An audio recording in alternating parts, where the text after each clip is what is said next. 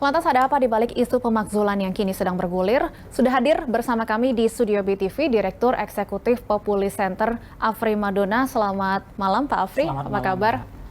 Kabar baik. Kabar baik. Dan kami juga sudah terhubung dengan 3 narasumber lain yang bergabung secara daring. Ada juru bicara Timnas Amin, Bu Eva Sundari, Wakil Ketua TKN Prabowo Gibran, Pak Habibur Rahman, dan juru bicara TPN Ganjar Mahfud, Pak Ciko Hakim.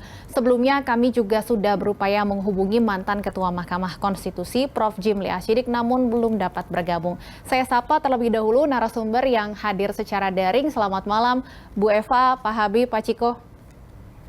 Selamat malam semuanya. Selamat malam. Terima kasih sudah bergabung bersama kami. Baik, sudah ada perwakilan dari masing-masing paslon. Supaya adil, saya ke Pak Afri terlebih dahulu di Studio BTV. Pak Afri, jadi sebenarnya kalau dari Populi sendiri melihat tren kepuasan terhadap Presiden Joko Widodo seperti apa saat ini? Dalam beberapa bulan terakhir ini justru kalau kita perhatikan ya, dan survei kita relatif konsisten dengan yang lain itu ya, memang ada peningkatan kepuasan justru terhadap Presiden Jokowi gitu dari survei-survei sebelumnya begitu ya, dari survei paling tidak kalau kita perhatikan beberapa bulan terakhir gitu ya, dari 71% kemudian meningkat ke 76% gitu ya, dan dan di bulan Januari kebetulan kita belum sempat rilis gitu, itu sampai 78% sebenarnya gitu, dan ini relatif sama ya tadi dengan beberapa lembaga-lembaga besar lainnya gitu. Dan secara umum kepuasan ini juga tentu saja dipicu barangkali gitu ya oleh persepsi publik yang cukup membaik ya terhadap terhadap kinerja presiden sendiri gitu ya, seperti infrastruktur, kemudian sembako begitu ya. Memang ada beberapa ada beberapa persoalan misalnya di inflasi dan sebagainya, karena bencana dan sebagainya gitu.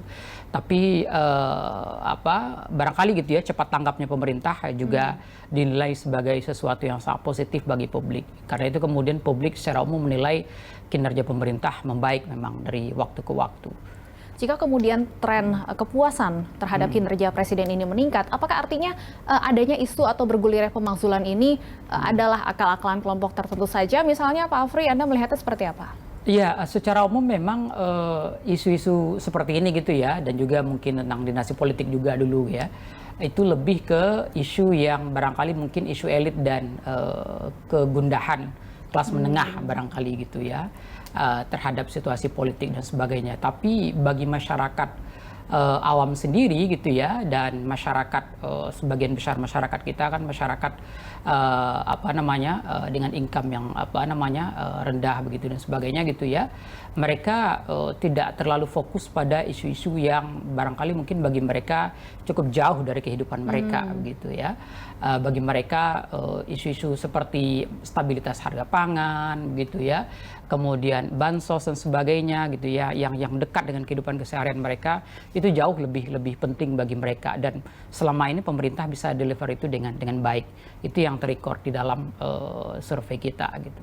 Baik, saya ingin minta tanggapan dari masing-masing perwakilan paslon. Bu Eva, kalau Anda sendiri atau dari Timnas Amin sendiri melihat wacana pemakzulan ini seperti apa? Kalau kami sih karena fokus kepada pemenangan ya, ini isu yang menurut kami nyelonong gitu aja ya, dan kita sudah mengambil keputusan mau gimana ini responnya ya, kita kan nggak ngerti agendanya apa, tujuannya apa. Bagi Timnas sendiri ya fokus kepada pemenangan Mas Amin, dan kami sih senang saja ya kalau demokrasinya itu tetap jalan, maka aspirasi masyarakat silakan saja. Tapi saya pengalaman di DPR ya, kalau sudah masa pemilu seperti ini kok kayaknya DPR kosong ya. Jadi percuma juga sih gagasan tersebut gitu. Jadi menurut saya sebagai pengayaan wacana silakan, tapi sama sekali tidak mempengaruhi kerja-kerja kami untuk pemenangan Amin, begitu Pak. Terkesan mengada-ngada Bu Eva isu pemakzulan ini?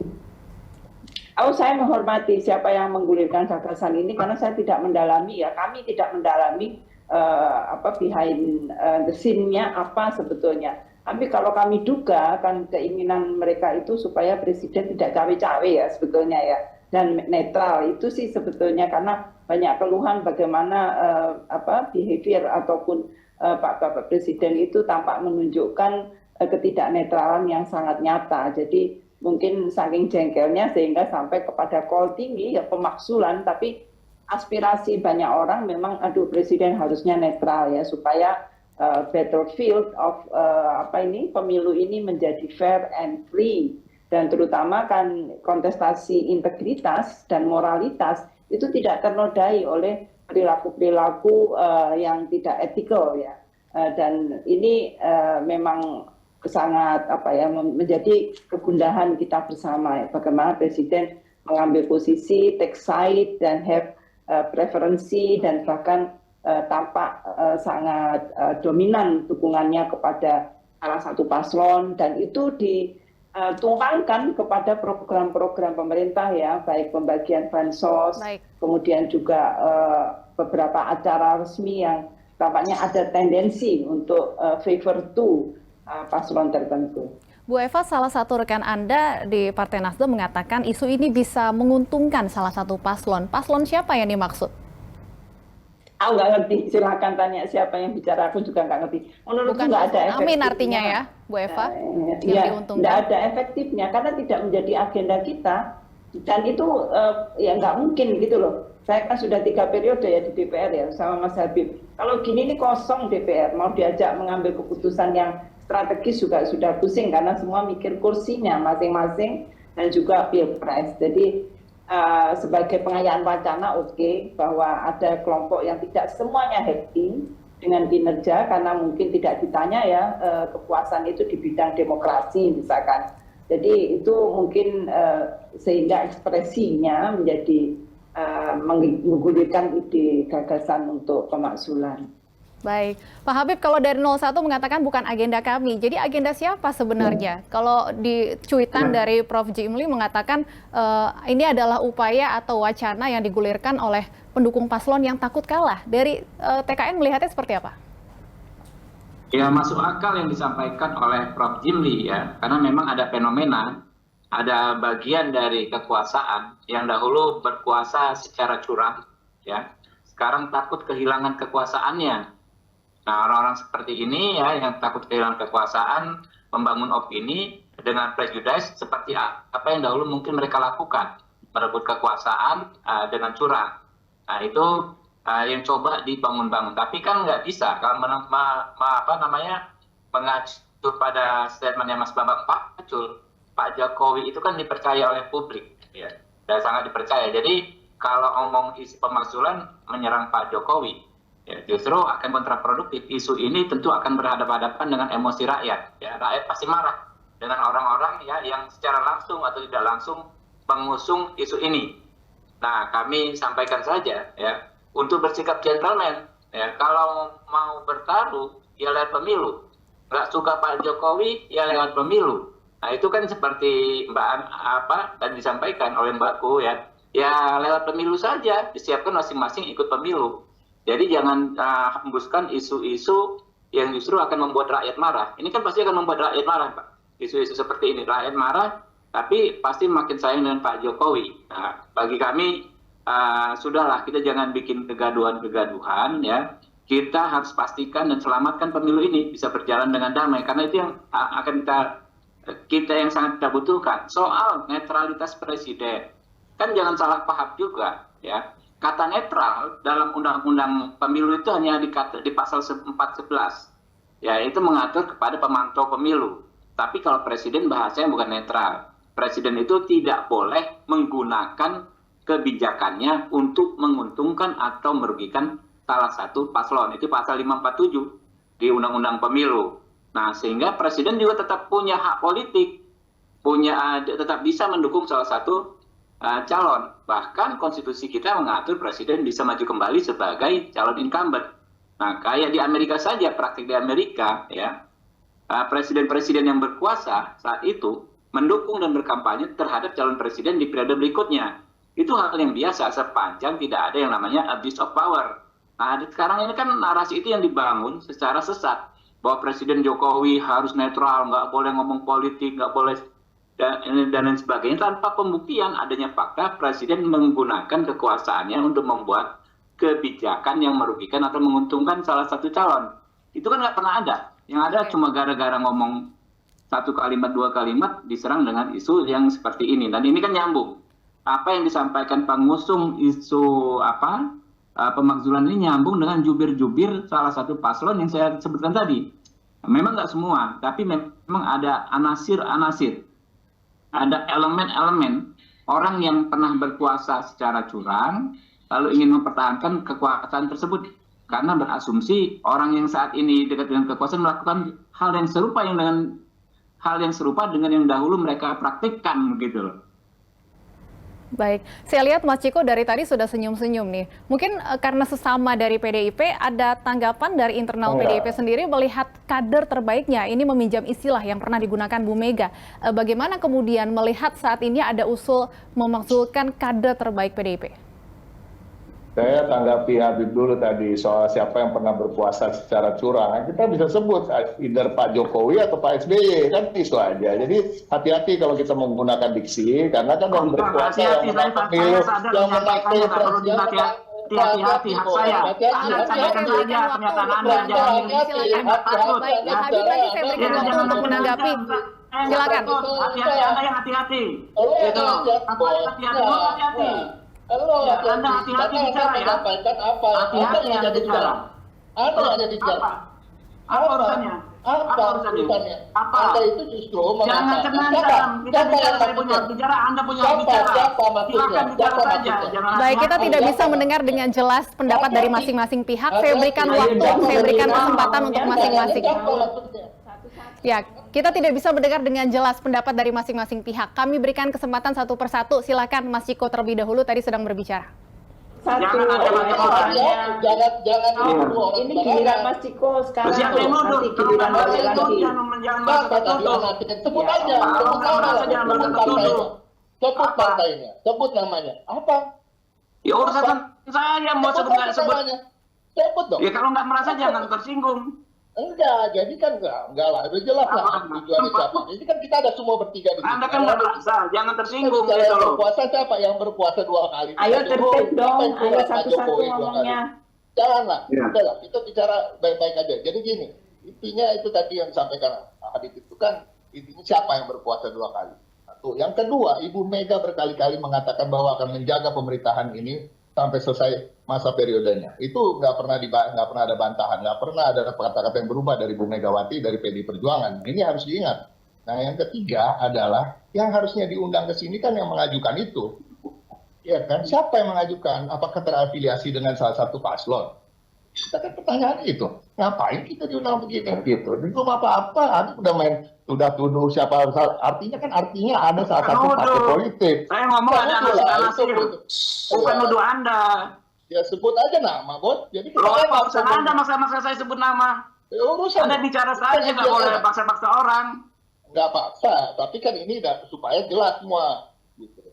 Supaya Itu bagi saya jelas kok. Karena Itu saya nggak ada kepentingan menjelaskan kepada Anda. Saya ngomong kepada masyarakat, kepada rakyat. Anda mengarahkan siapa yang berkuasa dengan curang itu Pak Jokowi dong 2 kali. Ya, kan? Saya berbicara dengan rakyat. Sebelumnya adalah SBY. Itu ngambil kesimpulan. Sebelumnya Anda nggak SBY. berhak. Orang patut mengambil kesimpulan. Apa yang saya sampaikan, gitu. Sebut nama siapa yang itu.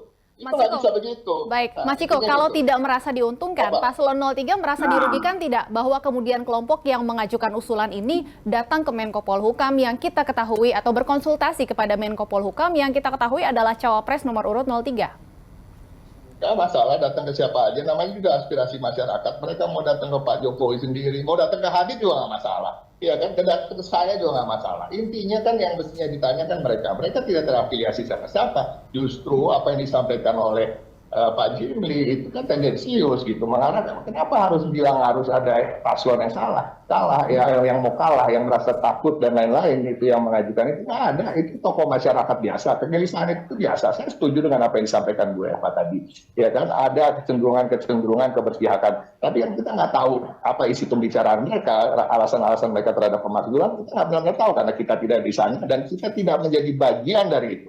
Ya kan, dan saya juga sama sekali tidak memikirkan hal seperti itu, dan kami di CPN tidak memikirkan itu. Kami di PDI Perjuangan tidak fokus ke arah-arah itu. Kami fokus untuk memenangkan Pilpres ini, bagaimana caranya sebisanya 1 putaran, kalau nggak bisa ya 2 putaran, itu aja yang menjadi fokus kami. Tetapi kembali lagi, aspirasi masyarakat itu boleh-boleh aja. Kenapa harus dilarang aspirasi itu? Lalu ketika memberikan aspirasi, kenapa harus dicurigai gitu? Nggak apa-apa.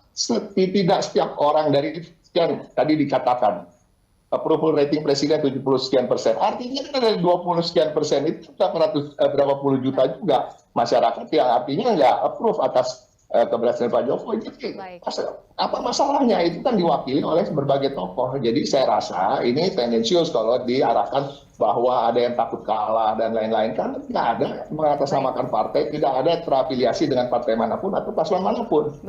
Baik Pak Afri, ini bentuk aspirasi masyarakat. Siapa saja punya hak untuk mengusulkan hal semacam ini. Tapi tentunya ini akan kontradiktif dengan hasil survei dari Populia yang mengatakan tren kepuasan terhadap Presiden Joko Widodo meningkat. Atau justru mungkin Anda melihatnya ini bagian dari 20% yang tidak puas, 20% lebih?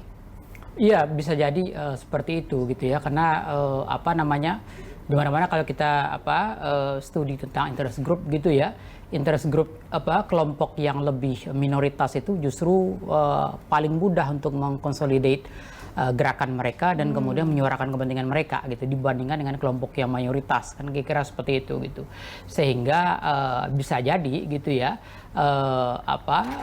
bagian dari kelompok yang belasan atau 20-an persen ini gitu ya yang barangkali mencoba untuk menyuarakan aspirasi mereka gitu. Tapi kan itu tadi di mana-mana sesuatu yang di luar mainstream, gagasan-gagasan di luar mainstream, gagasan-gagasan yang unik gitu ya, itu kan cepat ditangkap oleh media publik dan sebagainya gitu ya, dan dia beramplifikasi terhadap menjadi isu-isu nasional gitu. Jadi secara umum kita melihatnya seperti itu, tetapi lagi-lagi konsisten ya dengan berbagai hasil-hasil survei-survei besar yang ada selama ini, tingkat kepuasan pada Presiden Jokowi masih relatif tinggi gitu ya, dan boleh dibilang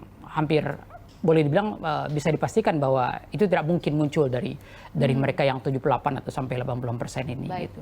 Bu Eva, kalau kemudian nantinya wacana ini bergulir hingga di DPR, seperti apa kemudian sikap dari partai politik yang berada di belakang paslon 01? Ya, menurut kami konstelasi ataupun oposisi di DPR itu kan juga sulit ya, karena paslon 2 itu kan didukung mayoritas gitu loh. Jadi kita main logika awam aja kan ya, bagaimana mau 3/4+1 sebagai syarat gitu. Dan itu aku nggak yakin komitmen anggota DPR untuk memikirkan di luar mengamankan kursi.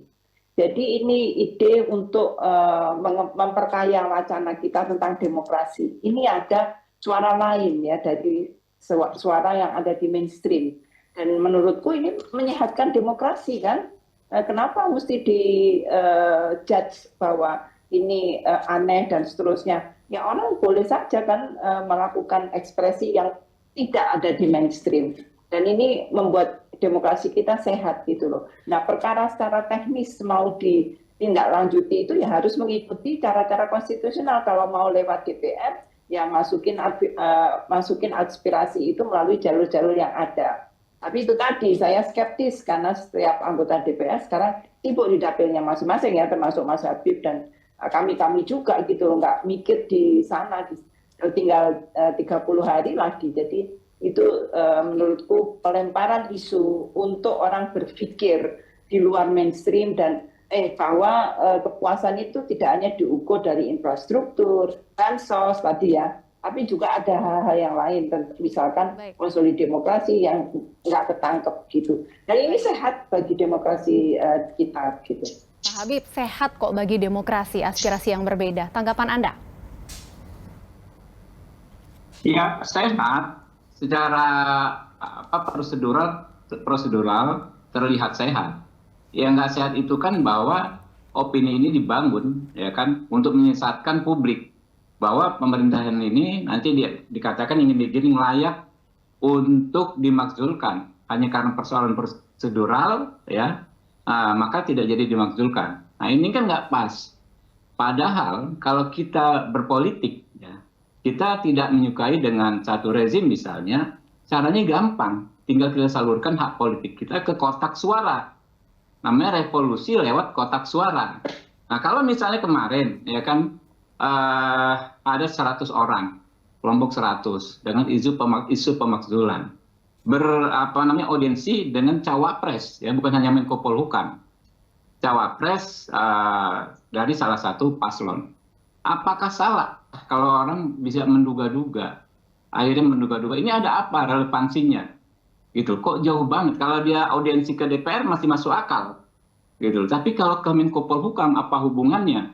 Gitu kan bisa diverifikasi. Orang datang, tamu datang misalnya ke kantor saya, ditanya dong apa urusannya, apa tujuannya. Tujuannya jelas-jelas orang tersebut bawa isu pemakzulan, gitu kan. Lalu diterima beraudiensi. Ini ada apa? Gitu loh. Kalau soal anasir-anasir, ini sahabat saya Bang Ciko ini ya, kan saya nggak ngomong Bang Ciko, nggak nuduh Bang Ciko, nggak nuduh partainya Bang Ciko, tapi ada elemen-elemen orang-orang, fenomena oknum itu, abangku, Ciko, di mana saja ada. Di partai kami pun mungkin ada juga, gitu loh. Di koalisi kami pun ada juga, gitu loh. Elemen-elemen yang negatifnya, gitu loh. Nah ini yang kita waspadai, jangan sampai perjuangan koalisi 3 misalnya, paslon 3 yang benar-benar konstitusional sebagaimana disampaikan oleh Ibu Mega. Perjuangan Bang Ciko dari sudut kampung ke sudut kampung yang lain mencari suara untuk Pak Ganjar ternodai dengan cara-cara yang tidak baik seperti itu. Nah ini yang saya sampaikan, gitu loh. Baik, Mas Ciko silakan. Mas Ciko silakan tanggapannya. Jadi pada prinsipnya itu tadi disampaikan kan teknis, bagaimana teknis mereka bisa menghadap dengan Menko Polhukam datang. Kan nggak mungkin juga saya rasa mereka menyampaikan hanya hal itu, tapi itu yang menjadi penyampaian sekelibat saja salah satu dari apa yang dibicarakan. Saya yakin itu juga nggak disampaikan alasan untuk menghadap Menko Polhukam. Tapi kan kita nggak tahu, yang paling tahu makanya itu saya tadi katakan berita satu ini seharusnya mengundang orang-orang yang datang ke situ atau perwakilan dari mereka gitu, bukan dari kita. Baik, Pak Afri, terakhir mungkin ya, Anda melihatnya isu pemakzulan ini bisa sampai sejauh mana? Karena kalau kita melihat waktunya juga sangat mepet dengan pemilu yang kurang dari sebulan lagi. Iya, tadi seperti dijelaskan oleh mereka yang berpengalaman ya di parlemen begitu ya, hampir tidak mungkin isu ini diproses begitu dan kemudian bergulir gitu. Karena itu kemudian dia paling ya hanya berhenti mungkin ya sampai beberapa hari ini saja barangkali mungkin gitu. Karena kedepannya dengan waktu yang tinggal sedikit ini apalagi kalau mungkin ya ke depannya ada survei yang kemudian menanyakan juga isu ini ke publik dan publik kemudian tidak menanggapi itu dengan serius gitu. Barangkali ya isu ini akan hilang saja gitu. Karena itu kemudian saya pikir mungkin seperti tadi teman-teman nyatakan gitu, akan lebih produktif kalau tetap bekerja kemudian memenangkan kompetisi elektoral ini gitu. Tidak akan terlalu berpengaruh terhadap tidak akan terlalu pengaruh karena itu tadi ya publik kalau kita perhatikan secara demografis ya, kelas menengah bawah atau kelas bawah begitu ya, mereka tidak aware dan tidak bagi mereka isu seperti ini terlalu complicated untuk dipahami. Saya bukan underestimate ya, tetapi survei kita memperlihatkan bahwa isu-isu yang lebih dekat dengan keseharian itu jauh menjadi concern mereka ketimbang isu-isu yang berhubungan dengan politik nasional gitu. Baik, Pak Afri, terima kasih sudah hadir di Studio BTV malam hari ini. Terima kasih Bu Eva, Mas Ciko, dan juga Bang Habib sudah bergabung bersama kami di Bersatu Kawal.